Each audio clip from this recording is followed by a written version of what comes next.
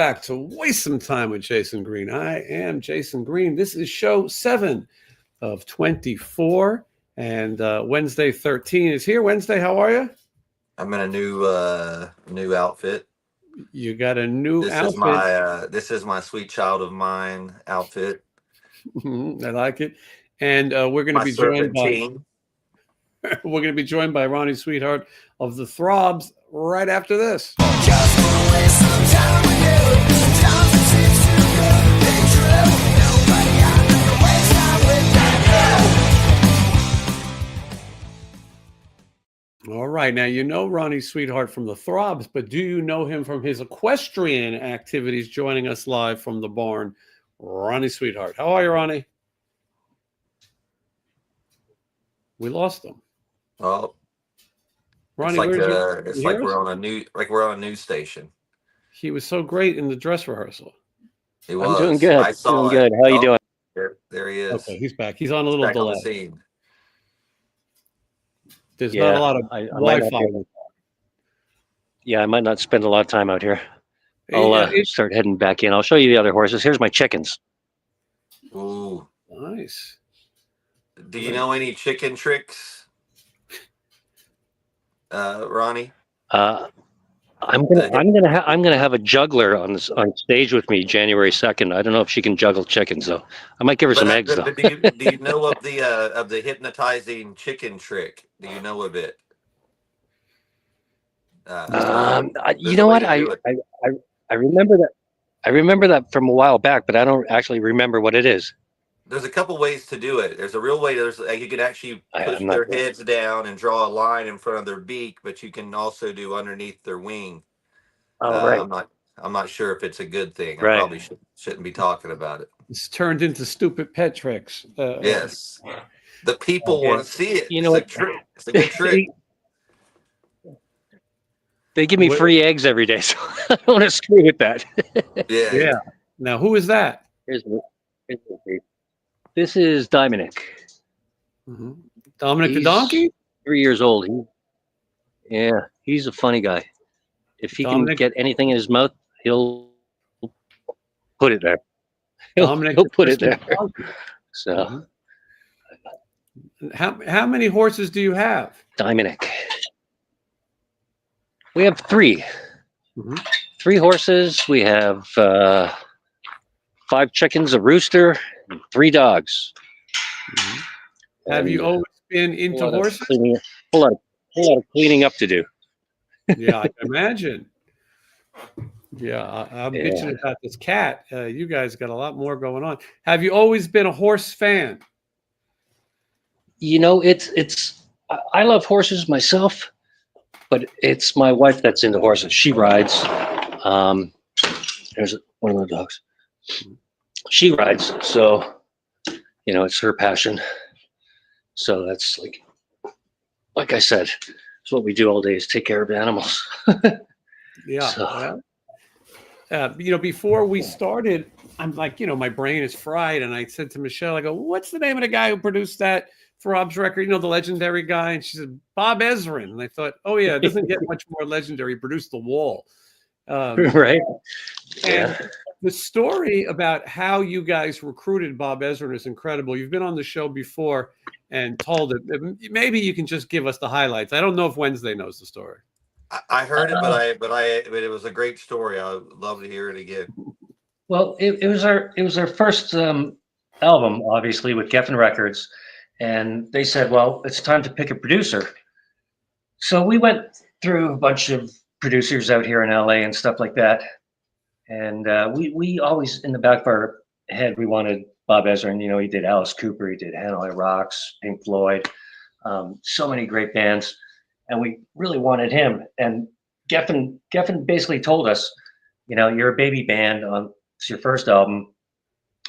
We can't afford him. And he was kind of semi-retired, even though he's still been doing stuff with Alice now. But he was kind of semi-retired then. So they said he was totally out of the question.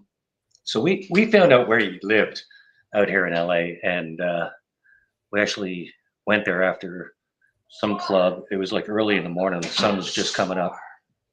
Knocked on his door. We're dressed as Throbs dress, and he goes, what are you guys doing here? What do you want? And we said, well, you know what? We're out here, just got signed to Geffen Records. We're doing our first album. We'd love it if you take a listen to this demo and possibly produce us. And he said, well, let me take a listen. He actually ordered us donuts, made us coffee and stuff like that. And so we sat down and ate donuts, drank some coffee, and listened to the demo. And he goes, you know what? I kind of like what I hear on this, because there was some Alice Cooper-y sort of vibes going with it. So we left, and about 2-3 days later, Geffen calls us up and says, Throbs, guess what? Guess who we got you to produce the album? We got Bob Ezrin for you. And it's like, oh, really? How'd you do that? That's great.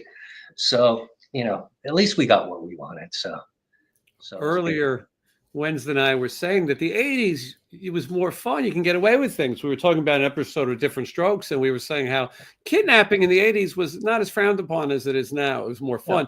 So was showing up at people's houses. You know what I mean? Like, now you probably couldn't just show up at Bob Ezrin's house and go, we got this tape. Exactly. I don't think there was ring pros. There was no cell phones. There was no ring pros. That's so cool that he was that friendly, and he listened to it. Do you remember what songs he listened to in front of you? Were you nervous? Well, we had pretty much everything demoed that ended up on the album. Yeah, you know what? We weren't nervous because we were so young. Well, not so young, but in our early 20s or whatever. Yeah. You believed in it, so yeah. And we believed in our songs, and I mean, there was other great producers that were interested in working with us also, but we really wanted Bob Ezrin, and he, ironically enough, he didn't really change a lot. Dick Wagner actually co-produced and on that, and he didn't change a lot. He changed a lot of drum beats, like in the beginning of Dreamin' and stuff like that. Like he took the drums out and then threw them in, where it's like boom, boom, down, down, down, down. But it was great. I remember we were actually in pre-production in LA, and we were on a big soundstage playing our asses off, and then Bob Ezrin and Dick Wagner are standing in the middle of the room going like this.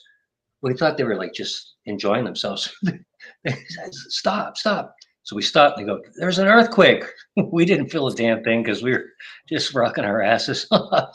But that was pretty funny. It wasn't that bad of an earthquake, but I think that was probably the first earthquake I ever felt, being from Toronto, Canada, and then New York. So I think that was the first earthquake I ever felt. Did Dick Wagner play on the record as well? I don't think he actually did play. He may have played some bit of guitar on Honey Child, possibly, that Roger wrote. But I'm not sure other than that. Little Richard played. Yeah, literally. I was going to say, for people who don't know, Steve Hunter and Dick Wagner were one of the most amazing guitar duos. Played some of your favorite Alice solos and Aerosmith solos as well. But Little Richard, that's another one of my favorite stories. Like, the Throbs was this band out of New York City, and there was a few bands that just didn't. Everything was in the right place, the right record deal, the right special guests that are crazy, the right producers. Yet it doesn't break through. Looking back, Ronnie, what would you say? What went wrong, or why didn't it happen? What are your thoughts? You've had a lot of years to reflect. Everyone says it was the grunge movement. I just think it was lack of participation from the record label, to be honest with you. We were mainstream, straight ahead rock and roll. I had the hair. Some of the guys had the hair in the band and stuff like that. We weren't really a hair band. We were, like the picture you had in the beginning of the video while we're waiting for you to come on. I had big hair. I played in BO5, the Ultimate Hairspray Band with Sebastian Bach. Mm-hmm. So, I just brought that with me to New York. But we were just a mainstream rock and roll band. And, the best thing for them to do, they had Guns N' Roses on the label, and we were right in the same vein as Guns N' Roses. And I don't think the grunge movement affected them very much. So why not throw us on the road with Guns N' Roses? And that never happened. There was a few bands that felt that way. I think Sea Hags felt that way a little bit. I think Junkyard might have felt that way. You know, Sure. we could have paired Yeah, but with Guns. there's Aerosmith, there's Right. Black Crows. There was ways they could. The labels always have a way of not doing their job. Yeah, again, we were a baby band, but we Yeah. acted like we were Guns N' Roses, I guess, when we were at the label and stuff like that. So they maybe just didn't want to deal with another hard to deal with band, but we knew what we wanted. I mean, we made the album we wanted. We got the producer we wanted, and it was all due to us, you know. So You went out and did it, yeah. The Language of Thieves and Vagabonds is that album that we're talking about, and the Throbs is together again. At least you and Danny Nordahl. Now, most people know Danny now from Faster Pussycat. He's been in Faster Pussycat for probably 25 years, and then so you guys get back, and every couple of years you do one of these shows. And unfortunately, I've been on the road and missed it. I'm finally home, and I'm looking forward to introducing you guys and seeing you guys and hearing those great songs. You know, some bands, time you don't get another chance to hear those songs, and I think playing the Whiskey is the right place to do it. Chad Stewart and Sam Bam Colton, also a Faster Pussycat, rounding out the lineup for the night. Is this something for you that's just fun, or is it sort of something unfinished business? I think a bit of both. Obviously, it's fun. There's nothing more lovely for me than to play live. I always said in interviews back in the 90s, you know, I'm here to, like you're doing, Toys for Tots, giving back. I'm giving my music to the people to hopefully help them get through something or just have a great time, you know. But you know, Jake's been great at the Whiskey. We basically do a show a year at the Whiskey. We do one-off shows, sometimes Colorado or something like that, and whatnot, if the money's right. So, but yeah, and I can still sing it, so it's good. Yeah, you use it while you got it. January 2nd is the date at the world famous Whiskey A Go-Go. Wednesday and I are going to be there. We're looking forward to it. And I'm excited. I'm excited to see it. Is there a favorite song off that record that you like to play, that you is like your favorite when you look back on it, or you like to play live? What is your what is your favorite off that record? Honestly, the favorite song for me to play live, not necessarily my favorite song on the album, would actually be Honey Child, because it gives my voice a rest, and it shows my voice. And as for my favorite song on the album, is probably Underground. I just love Underground. Yeah, Michelle's nodding. She agrees. Michelle, that's a great song. Ocean of Love is another one of my favorites too. Right. It's going to be a good time, and it's funny. It's a retro thing because I've told the story in the show. I grew up in New York City. I worked in a record store on 8th Street and 6th Avenue, Revolver Records, right across from a store called Butterfly that Danny worked in and Ronnie hung out in. Everybody knew the Throbs. There was a few bands in New York that you knew, and you were sort of waiting for it to happen. So it's exciting to think this many years. That's almost how many years is it? It's not 40 years, is it? It's a lot. It's probably pushing 40, almost 40. Yeah. I mean, I think I got there in 88 or 89. So I'm terrible with math. I urge people to go see it. You know, it's one of these things where you don't know how lucky you are to still have some of these bands that you might not have thought you'd see again. Tell me about Motorcycle Boy. Motorcycle Boy is a direct support band. I wasn't that familiar, but I was studying, and Wednesday knows it, and there's definitely a buzz to it. Oh, yeah, great record's great. Great band. I mean, we know them from back in the day, but just a great band. I'm glad they're on the bill with us. I wrote Jake, excellent choice for an opening band. Yeah. Filthy Rich is also on the bill. I think there's 5 bands in total that evening, all great rock and roll bands. So it's going to be hopefully a good night. You know, it's kind of weird. It's on January 2nd, so if you got a hangover, this is the best cure for your hangover. Come out and have a cocktail with the Throbs and Motorcycle Boy. So I think so. It's going to be a fun, upbeat night. Let's take a look at some of these questions and comments. And Jeff Down is up. Thank you so much for donating more memberships. I think Ronnie got a membership now. right. There's 10 there. There's another 10. And all of this really goes to support the cause. And thank you for, it's all about the Toys for Tots. When I started this, it was like, well, I'll do this sort of endurance thing and we'll see who cares and who's still watching. And here we are, show 7, and people have just been so generous. Ronnie is one of my favorite people. And well, thank you. Yeah, and let's see, try to get through some of these. Yes, we are in round 7. And say it again, Ronnie. I think you broke up a little bit. Wednesday, have you live before? He asked you if you. I'll translate. He asked you if you'd seen the Throbs live before. Never. No, I grew up on the East Coast and only seen the video and the interview on Headbangers Ball, and I believe I met you at one of the Rainbow parking lot parties. I think with Jason, one of those, and just said hello briefly. No, I haven't seen the show, so I'm excited. I'm home and I will be there. He'll be back. I think he had a little technical problem, but that's right. We did meet him when Sebastian was playing. Yeah. It was bizarre. I think I said to you, I was like, man, how weird is this? It was like Sebastian, Ronnie, and Michael Angela from Nitro was like right there. And it was just like, I was like, what is happening right now in my brain? I'm about to explode. This always happens. My record release party, that happened. We had a blackout at our record release party at the Palladium in New York City. Oh man, it's my luck, I guess. It's funny because Sebastian Bach talked about Sweetheart so much to everybody. Everyone I knew, dude, Sweetheart, and that's all he called him, Sweetheart. And it's funny. I remember reading about it in magazines. I remember Sebastian talking about the Throbs, and I love Skid Row.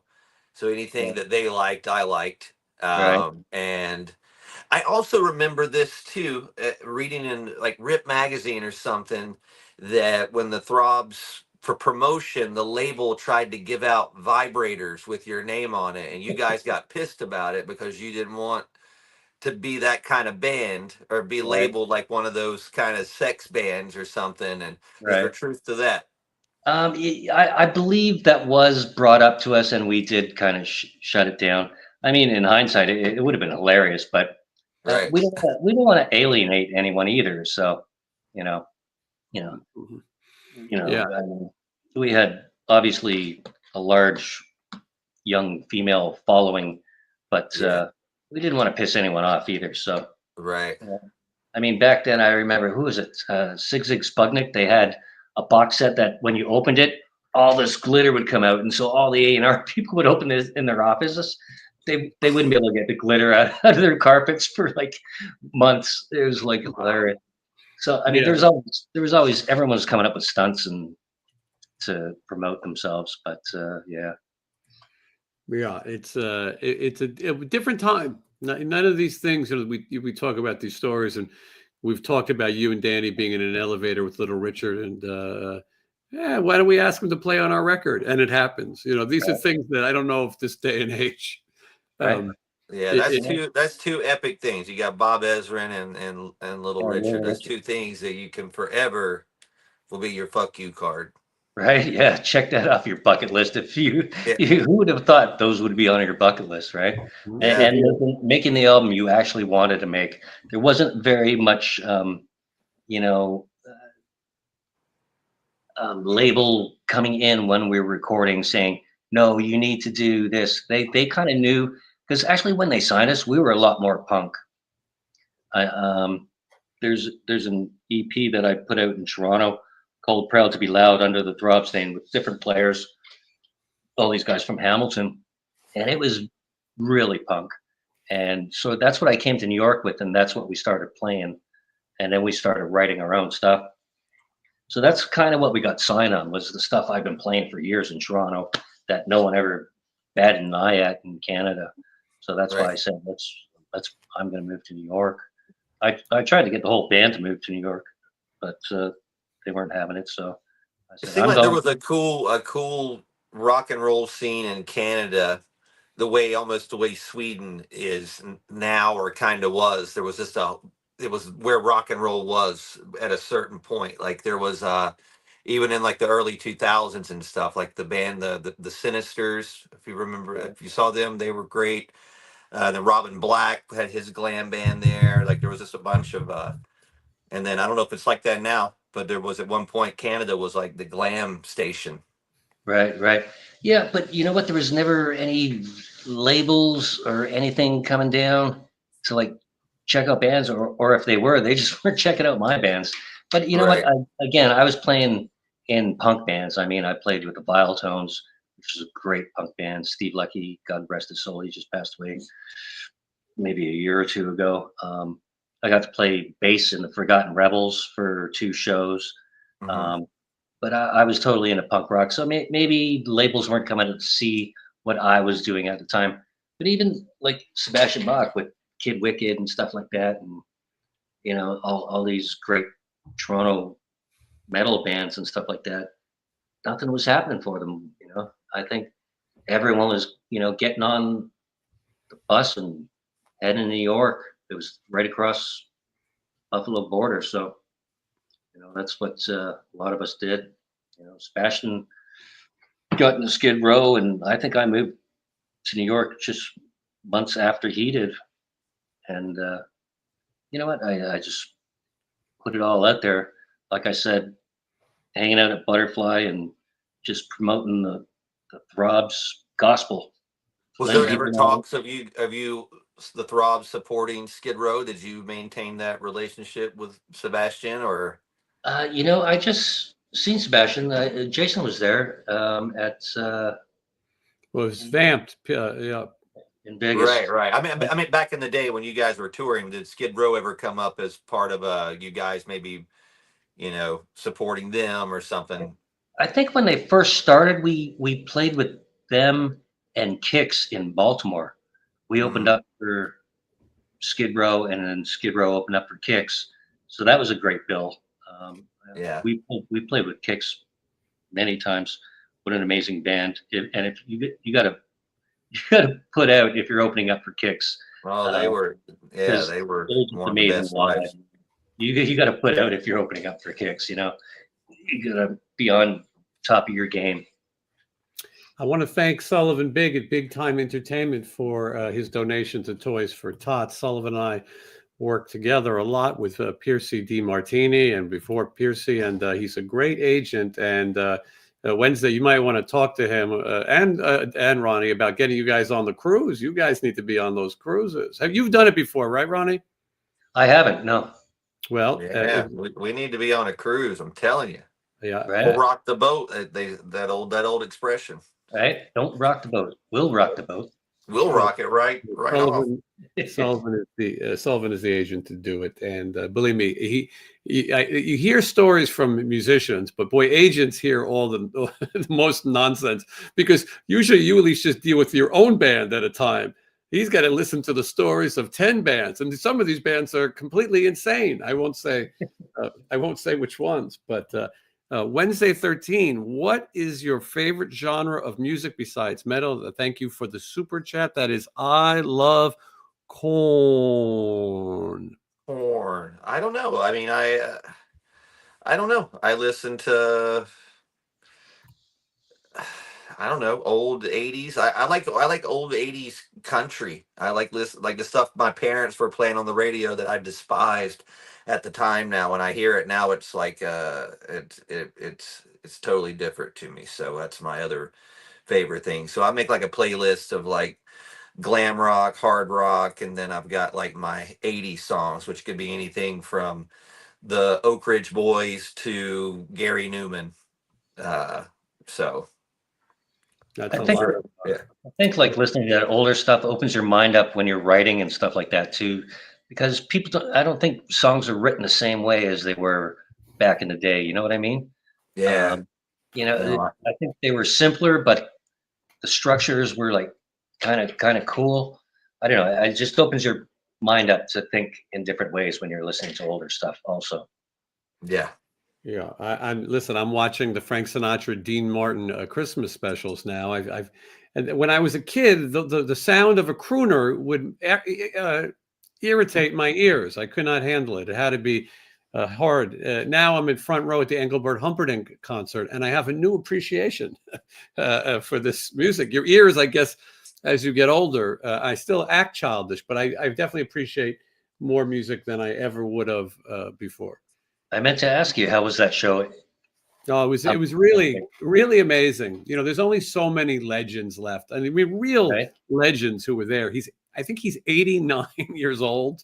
Right. It's insane. And yet he has more energy than most bands I've worked with.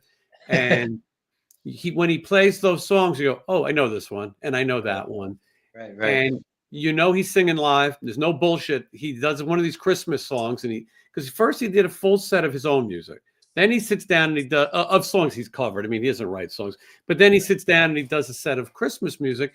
And in one song, he just stopped and the music was playing, and he goes, I don't remember these words. It looked like he had prompters, and he just got lost. And he goes, listen, guys, this is how it goes. But you could see there was no trickery. It wasn't a Frankie Valli job. And he was inspiring, and he was funny, and he would do jokes about drinking. Oh, don't worry, this is tea. And you can see he's doing shots. And it was sort of like seeing like Dean Martin now. And 2 Christmases ago, we saw Johnny Mathis. I mean, these are people I never thought, I would ever see in my life. And you do get a new appreciation for it because we're running out of legends, So true. I was promoting my show for the whiskey, and I'm going through my list of friends. I'm going, man, half of my friends are dead. It's scary. Do you guys take people's phone numbers out and they pass? I don't. Right? No, I haven't. Wednesday, do you? Do you still have Joey's phone number in your phone? Yeah, I still have it. Yeah, it's something about it. I just can't do it. I can't sit down. When Vinnie Paul passed away from Pantera, he came to see my band play in Vegas, and I didn't. Everyone's like, "Oh, you're going to go say hello?" I go, "I see him every week. I'll say hello to him tomorrow." And then he passed away the next day, and I remember calling his voicemail just to sort of hear his voice again, wondering how. And his voicemail was something like he would go, "Hello," and "Oh, what?" And then he would go, "Oh, sorry, I gotcha," or something. And I remember thinking, I wonder how long this will be there and how comforting it is. But part of aging, the survival process is, a lot of us don't make it out, and you got to live it to your fullest and do what you can. It ain't easy. It ain't easy. 24 hours of wasting time. That is correct. Ronnie, what do you have planned for the holidays? I think just quiet at home here with the animals, my wife and my daughter. I cook all the time, so I'll just make a nice dinner and we'll just probably hang here. My daughter just got into roller skating, so she goes down to the park, and she's got her license now, so she steals my car and goes roller skating and does what she does. So yeah, I think I'm just hanging tight. I know Fast Pussycat and LA Guns are playing the whiskey the 30th and 31st, but I'm just hanging tight at home, especially New Year's Eve. Yeah, no, I can't say I blame you. Speaking of LA Guns, I think Ace Bon Johnson might be sticking around for the Throbs show. He might jump on stage with us. So that'll be nice. Cool. Yeah, he's played with you before. Forgot his name, the gospel guy who did the metal album. I believe you're talking about Pat Boone. Pat Boone did a metal album.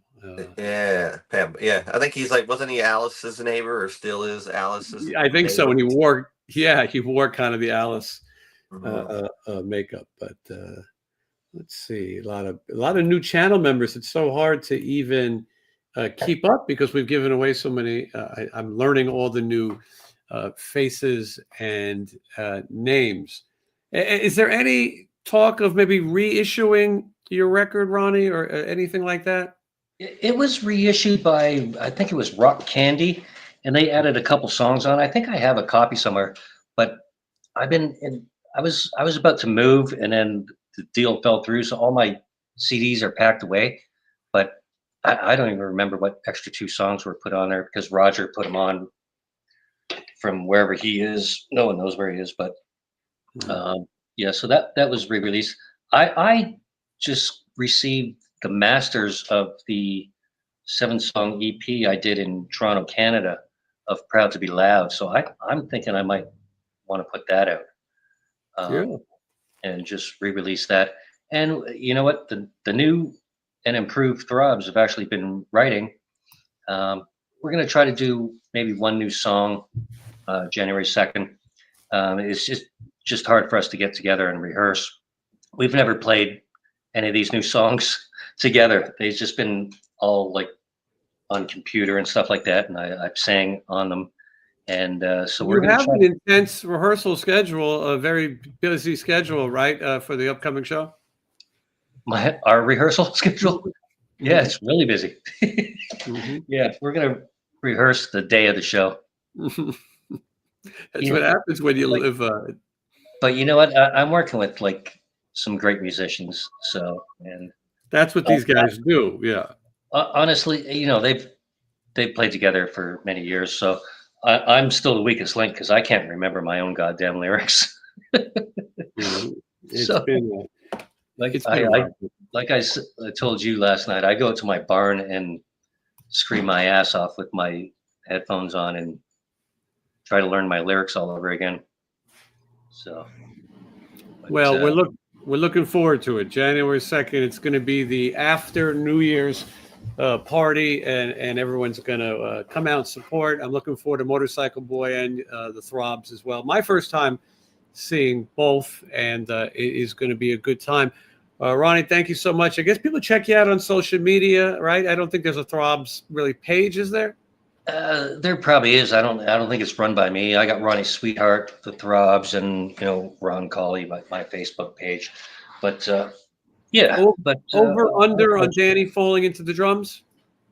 You never know. It's 2 days after New Year's Eve, so you never know.